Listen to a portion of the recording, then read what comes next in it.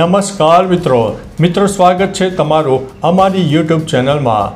આજની વિડીયોમાં વાત કરીશું દેશ અને દુનિયાના સુપરફાસ્ટ સમાચારની।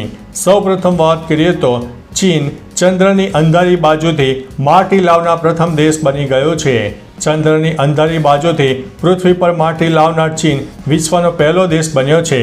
ચાઇનીઝ નેશનલ સ્પેસ એડમિનિસ્ટ્રેશનનું ચંદ્ર મિશન ચાંગ E6 લેન્ડર 53 દિવસ પછી ચંદ્ર પરથી માટીના નમૂના લઈને પૃથ્વી પર પરત ફર્યો છે। ચીન ચંદ્રની ડાર્ક સાઇડ પર રિસર્ચ બેઝ બનાવવા માંગે છે। આ માટે તેણે 2030 સુધીમાં ચંદ્ર પર મનુષ્યને મોકલવાનું લક્ષ્ય નક્કી કર્યું છે। ચાંગ E6 આ મિશનનો એક ભાગ છે। મિત્રો, અન્ય મહત્વના સમાચારની વાત કરીએ તો વરસાદની પરિસ્થિતિને પહોંચી વળવા માટે સરકાર એલર્ટ મોડમાં આવી ગઈ છે। રાજ્યમાં હવામાન વિભાગ તરફથી આગામી 2 દિવસ ભારેથી અતિભારે વરસાદની આગાહી વ્યક્ત કરવામાં આવી છે। ભારે વરસાદની આગાહીને લઈને રાજ્ય સરકાર એલર્ટ મોડમાં જોવા મળી રહી છે। રાહત કમિશનરે જણાવ્યું હતું કે IMD અને ISROના અધિકારી દ્વારા વરસાદની સ્થિતિ અંગે માહિતી આપવામાં આવી છે। ચોમાસામાં વરસાદની પરિસ્થિતિને પહોંચી વળવા કુલ 7 ટીમો તથા 8 ટીમો એલર્ટ મોડ ઉપર રાખી દેવામાં આવી છે। મિત્રો, અન્ય મહત્વના સમાચારની વાત કરીએ તો હમાસ બાદ હવે ઇઝરાયલ તેની ઉત્તરીય સરહદ પર લેબનાનના આતંકવાદી સંગઠન હિઝબુલ્લાહ સામે યુદ્ધ કરવાની તૈયારીઓ કરી રહ્યું છે। મીડિયાના રિપોર્ટ અનુસાર હિઝબુલ્લાહને ખતમ કરવા માટે ઇઝરાયલ ઇલોન મસ્કની ઇન્ટરનેટ સર્વિસ સ્ટારલિંકની મદદ લેશે એવો દાવો કરવામાં આવી રહ્યો છે કે હિઝબુલ્લાહ સાથે સંભવિત યુદ્ધ દરમિયાન ઇમરજન્સી કનેક્ટિવિટી અને ડેટા ટ્રાન્સફર માટે ઇઝરાયલે સ્ટારલિંક સાથે વાત કરી લીધી છે।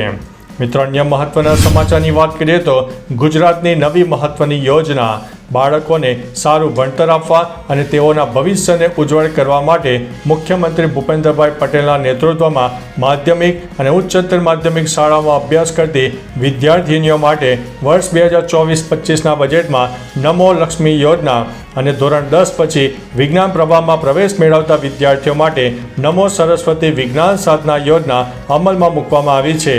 યોજના હેઠળ 6 લાખથી ઓછી આવક હોય તેવા કુટુંબને 50,000ની સહાય મળનારી છે। મિત્રો, અન્ય મહત્વના સમાચારની વાત કરીએ તો જાણો ક્યારે અને ક્યાં તબાહી મચાવશે વરસાદ। હવામાન વિભાગની આગાહી પ્રમાણે 2 દિવસ અતિભારે વરસાદની શક્યતા છે। નવસારીમાં ચોમાસાએ પ્રવેશ કર્યા બાદ સૌરાષ્ટ્ર તરફથી આગળ વધી રહ્યું છે, જેથી સૌરાષ્ટ્રમાં પણ વરસાદી માહોલ જામ્યો છે। હવામાન વિભાગ દ્વારા મધ્ય ગુજરાતના વડોદરા અને પંચમહાલમાં વરસાદ માટે ઓરેન્જ એલર્ટ આપવામાં આવ્યું છે। સૌરાષ્ટ્ર, દક્ષિણ ગુજરાત અને ઉત્તર ગુજરાતના 20 જિલ્લામાં યલો એલર્ટ આપી દેવામાં આવ્યું છે। મિત્રો, અન્ય મહત્વના સમાચારની વાત કરીએ તો અનુષ્કા શેટ્ટીને છે આ દુર્લભ બીમારી। સાઉથ એક્ટ્રેસ અનુષ્કા શેટ્ટીને દુર્લભ બીમારી છે। તેણે એક ઇન્ટરવ્યૂમાં આ વાતનો ખુલાસો કર્યો છે। તેણે કહ્યું છે કે મને હસવાની બીમારી છે। જો હું હસવા માંડું તો 20 મિનિટ હસતી જ રહું છું। ઘણી વખત શૂટિંગ દરમિયાન હું હસતી જમીન પર લોટપોટ થઈ જાઉં છું। આ કારણે શૂટિંગ પણ રોકવું પડે છે। આ રોગને સ્યુડો બુલબાર અફેક્ટ કહેવામાં આવે છે, જેમાં વ્યક્તિ તેના હસવા, રડવાને અને લાગણીઓને નિયંત્રિત કરી શકતી નથી। મિત્રો, અન્ય મહત્વના સમાચારની વાત કરીએ તો પરિણીતાને બાળપણનો પ્રેમ જેલના સળિયા સુધી લઈ ગયો છે।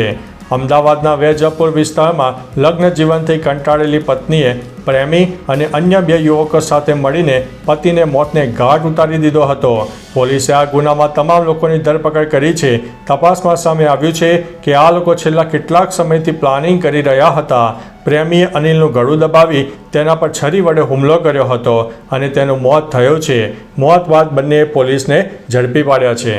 મિત્રો, અન્ય મહત્વના સમાચારની વાત કરીએ તો લ્યો બોલો તથ્યકાંડની જેગુઆર ગાડી કોર્ટમાંથી ગાયબ થઈ છે।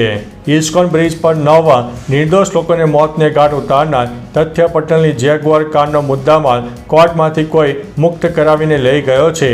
રીટ અરજીમાં એવો આક્ષેપ કરાયો છે કે ગુનામાં ઉપયોગમાં લેવાયેલી આ જેગુઆર કાર ક્રિસ વારિયાની છે અને ટ્રાયલ કોર્ટમાં મુદ્દામાલ છોડાવવા અરજી કરાઈ તેમાં ક્રિસ વારિયાનીની સહી જ નથી। બીજા કોઈએ સહી કરીને ગાડી છોડાવી લીધી છે। અરજીમાં સહી કરાઈ છે તો હવે તે કોની છે તે જોવું રહ્યું। મિત્રો, અન્ય મહત્વના સમાચારની વાત કરીએ તો હું મેયરનો PA હતો કહીને 1 કરોડની ઠગાઈ કરવામાં આવી છે। અમદાવાદ મહાનગરપાલિકામાં મેન્ટેનન્સનો કોન્ટ્રાક્ટ આપવાના નામે હિંમતનગરના એક યુવાન સાથે 1.05 કરોડની છેતરપિંડી કરવામાં આવી છે. આ અંગે અમદાવાદ પોલીસ ક્રાઇમ બ્રાન્ચે 3 આરોપીઓ વિરુદ્ધ ગુનો દાખલ કર્યો છે.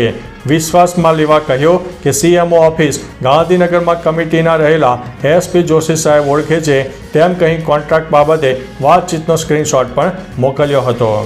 મિત્રો, અન્ય મહત્વના સમાચારની વાત કરીએ તો રાજ્યના 153 તાલુકામાં મેઘ સવારી આવી પહોંચી છે.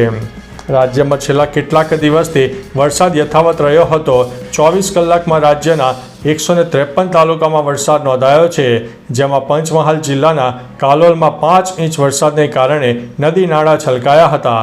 જૂનાગઢ જિલ્લાના વિસાવદરમાં 12 કલાકમાં 109 મિલીમીટર વરસાદ પડ્યો છે. કાલોલમાં 5 ઇંચ તો પાવાગઢમાં પણ વરસાદને લીધે રોપવે સેવા બંધ કરવાની ફરજ પડી હતી. કચ્છ, રાજકોટ, દ્વારકા, નર્મદા અને વલસાડમાં તો NDRFની ટીમો પણ તૈનાત કરી દેવામાં આવી છે. મિત્રો, અન્ય મહત્વના સમાચારની વાત કરીએ તો ચોમાસાની શરૂઆત થતાં જ રોગચાળો વકર્યો છે. રાજ્યમાં ચોમાસાનો પ્રારંભ થઈ ગયો છે. અમદાવાદ વરસાદી માહોલ જામતા જ રોગચાળો વકર્યો છે. સોલા સિવિલમાં OPDના 1200, LGમાં OPDના 1500, શારદાબેન હોસ્પિટલમાં OPDના 1700, અસરવાહ સિવિલ હોસ્પિટલમાં OPDના 1300 પહોંચ્યા છે કેસો. ઝાડા ઉલટી, શરદી ખાંસી, મેલેરિયા, કોલેરા, ટાઇફોઇડ સહિતના કેસોમાં સતત વધારો જોવા મળી રહ્યો છે. સરકારી હોસ્પિટલમાં ઝાડા ઉલટીના 40 કેસો પણ આવ્યા છે. મિત્રો, અન્ય મહત્વના સમાચારની વાત કરીએ તો વરસાદની પેટર્નમાં મોટો ફેરફાર થયો છે. દેશભરમાં વરસાદની પેટર્નમાં અનેક ફેરફારો જોવા મળ્યા છે.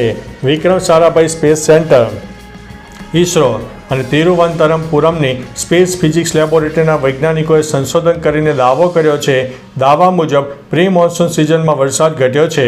બંગાળની ખાડી અને અરબી સમુદ્રના વિસ્તારોમાં સરેરાશ વાર્ષિક 1.5 મિલીમીટર વરસાદ અને ઉત્તર પૂર્વ ભારતમાં 1 મિલીમીટર પ્રતિદિન વરસાદ ઘટ્યો છે. 2000થી લઈને 2019ની વચ્ચે હવામાનમાં પરિવર્તનને કારણે આવું શક્ય બન્યું છે. મિત્રો, અન્ય મહત્વના સમાચારની વાત કરીએ તો અફઘાનિસ્તાન સેમીફાઇનલમાં પહોંચ્યું છે. તાલિબાને કહ્યું છે ભારતનો આભાર.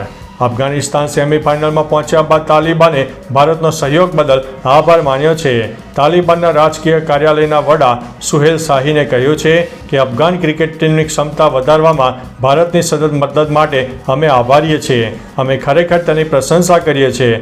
ભારતે અફઘાન ખેલાડીઓને સ્ટેડિયમ પૂરું પાડ્યું હતું. કંધાર ક્રિકેટ સ્ટેડિયમના બનાવવામાં ભારત સરકારે પણ મહત્વની ભૂમિકા ભજવી છે. મિત્રો, અન્ય મહત્વના સમાચારની વાત કરીએ તો અહીં 2 છોકરીઓએ એકબીજા સાથે લગ્ન કરી લીધા છે. હરિયાણાના ગુરુગ્રામમાં 2 મહિલાઓએ વિધિવત રીતે લગ્ન કર્યા છે. અંગ્રેજી અખબારના જણાવ્યા અનુસાર કવિતા ટપ્પુ અને અંજુ શર્માએ એકબીજા સાથે લગ્ન કર્યા છે. કવિતા દુલ્હનના પોશાકમાં હતી અને અંજુ શર્મા વરરાજાના પોશાકમાં હતી. ભારતમાં સમલૈંગિક મેરેજને કાયદેસર રીતે માન્યતા ન હોવા છતાં દંપતીને કોઈ સમસ્યા ન થઈ અને એકબીજાના લાઈફ પાર્ટનર બની ગયા છે. મિત્રો, અન્ય મહત્વના સમાચારની વાત કરીએ તો મલાઇકા અરોરા અર્જુન કપૂરની બર્થડે પાર્ટીમાંથી ગાયબ જોવા મળી હતી. અર્જુન કપૂર 26 જૂને પોતાનો 39મો જન્મદિવસ ઉજવી રહ્યો હતો. બર્થડે પાર્ટીમાં તેના પરિવાર અને મિત્રો મોજ મસ્તી કરતા જોવા મળ્યા હતા. આ પાર્ટીમાં વરુણ ધવન, જાહ્નવી કપૂર, આદિત્ય રોય કપૂર, મહિપ કપૂર સહિત ઘણા સેલેબ્સ આવ્યા હતા. પરંતુ આ પાર્ટીમાંથી એક વ્યક્તિ ગાયબ હતી અને તેનું નામ હતું મલાઇકા અરોરા. મિત્રો, અન્ય મહત્વના સમાચારની વાત કરીએ તો સુરત સિવિલની બેદરકારીના પગલે બાળક ગુમ થયું છે. સુરત સિવિલ હોસ્પિટલમાં તંત્રની બેદરકારીના કારણે બાળક ગુમ થતાં ભારે દોડધામ મચી ગઈ છે. ગૃહ રાજ્યમંત્રી હર્ષ સંઘવીએ DCPને કડક શબ્દોમાં સૂચના આપી છે. પોલીસે વિવિધ ટીમો બનાવીને બાળકને શોધવા માટેની કાર્યવાહી હાથ ધરી છે. જોકે CCTV ચેક કરતા એક મહિલા બાળકને લઈ જઈ દેખાઈ રહી છે, જેના આધારે હાલ તપાસ કરવામાં આવી રહી છે. આ મહિલા કોણ છે અને બાળકને ક્યાં લઈને જઈ રહી છે તે હવે તપાસ કરવામાં આવ્યા છે. તો ચાલો મિત્રો, ફરીથી દેશ અને દુનિયાના સુપરફાસ્ટ સમાચાર લઈને મળતા રહીશો. ત્યાં સુધી અમને રજા આપશો. નમસ્તે.